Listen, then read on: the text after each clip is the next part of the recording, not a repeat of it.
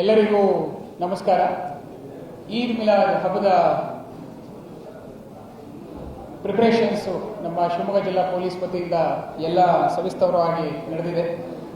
ಈ ನಿಟ್ಟಿನಲ್ಲೇ ನಾವು ನಮ್ಮ ಇಡೀ ಜಿಲ್ಲೆಯಲ್ಲಿ ಸುಮಾರು 3,000 ಪೊಲೀಸನ್ನು ನಾವು ನಿಯೋಜನೆ ಮಾಡ್ಕೊಂಡಿದ್ದೀವಿ. ಹೋಮ್ ಗಾರ್ಡ್ ಸಮೇತವಾಗಿ 12 KSRP ತುಕಡಿಗಳು ಬಂದಿದೆ, ಒಂದು RAF ತುಕಡಿ ಕೂಡ ಬಂದಿದೆ, ಒಂದು SAF ತುಕಡಿ ಕೂಡ ಬಂದಿದೆ, 21 DAR ತುಕಡಿ ಕೂಡ ನಾವು ನೇಮಕ ಮಾಡ್ಕೊಂಡಿದ್ದೀವಿ.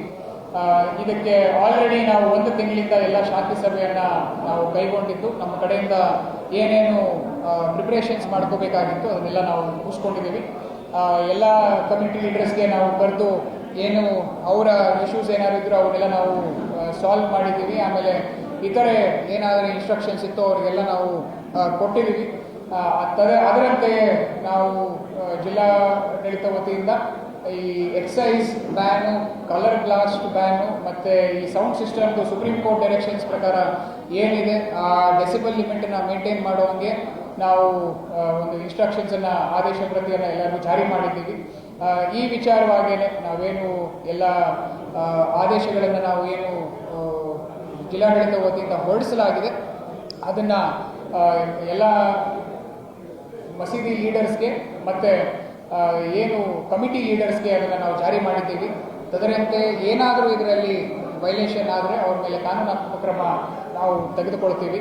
ಅದಲ್ಲದಲ್ಲೇ ಏನಾದರೂ ಸೋಷಿಯಲ್ ಮೀಡಿಯಾದಲ್ಲಿ ಇತರೆ ಕೋಮುವಿಗೆ ಒಂದು ಧಕ್ಕೆ ತರುವಂಥದ್ದು ಅಥವಾ ದ್ವೇಷವನ್ನು ಹರಡುವಂಥದ್ದು ಏನಾದರೂ ನಮಗೆ ಕಂಡು ಬಂದಲ್ಲಿ ಇಮಿಡಿಯೇಟಾಗಿ ಅವ್ರ ಮೇಲೆ ನಾವು ಕಾನೂನಾತ್ಮಕ ಕ್ರಮವನ್ನು ಜರುಗಿಸೋದಕ್ಕೆ ಮುಂದಾಗಿದ್ದೀವಿ.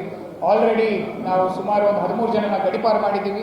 ಆಮೇಲೆ ಏನು ಬಾಂಡ್ ಓವರ್ ಪ್ರೊಸೀಡಿಂಗ್ಸ್ ಇದೆ ಅದೆಲ್ಲವೂ ನಾವು 312 ಜನರ ಮೇಲೆ ನಾವು ಇನಿಷಿಯೇಟ್ ಮಾಡಿದ್ದೀವಿ. ಯಾರ್ಯಾರು ಹಳೆ ಕೇಸ್ಗಳಲ್ಲಿ ಇನ್ವಾಲ್ವ್ ಆಗಿದ್ದಾರೆ ಅಥವಾ ಯಾರ್ಯಾರು ತೊಂದರೆಗಳಲ್ಲಿ ನಮ್ಮ ಮೇಲೆ ಮಾಡ್ತಾಯಿದ್ರು, ಯಾರು ನಮ್ಮ ಶಾಂತಿ ಸುವ್ಯವಸ್ಥೆಗೆ ಧಕ್ಕೆಯನ್ನು ತರೋರು ಯಾರು ಆಸಾಮಿಗಳಿದ್ರು ಅವರೆಲ್ಲ ಐಡೆಂಟಿಫೈ ಮಾಡಿ ನಾವು ಅವ್ರ ಮೇಲೂ ಸೆಕ್ಯೂರಿಟಿ ಪ್ರೊಸೀಡಿಂಗ್ಸನ್ನು ಶುರು ಮಾಡಿದ್ದೀವಿ.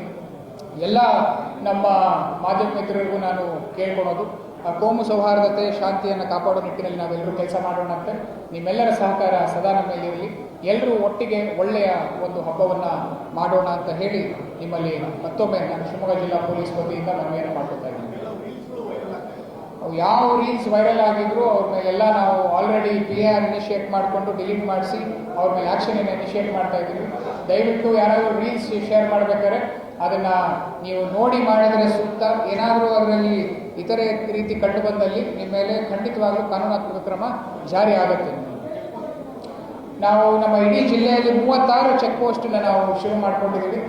ಈ ಚೆಕ್ ಪೋಸ್ಟ್ಗಳಲ್ಲಿ ಆಲ್ರೆಡಿ ನಾವು ಸಾಕಷ್ಟು ಏನು ಕಾನೂನಾತ್ಮಕ ಕ್ರಮವನ್ನು ತಗೋಬೇಕಿತ್ತು ಅಲ್ಲಿ ಚೆಕಿಂಗ್ ಮಾಡಿಕೊಂಡು ಕೇಸ್ಗಳನ್ನು ಕೂಡ ನಾವು ದಾಖಲೆ ಮಾಡ್ಕೊಂಡಿದ್ದೀವಿ.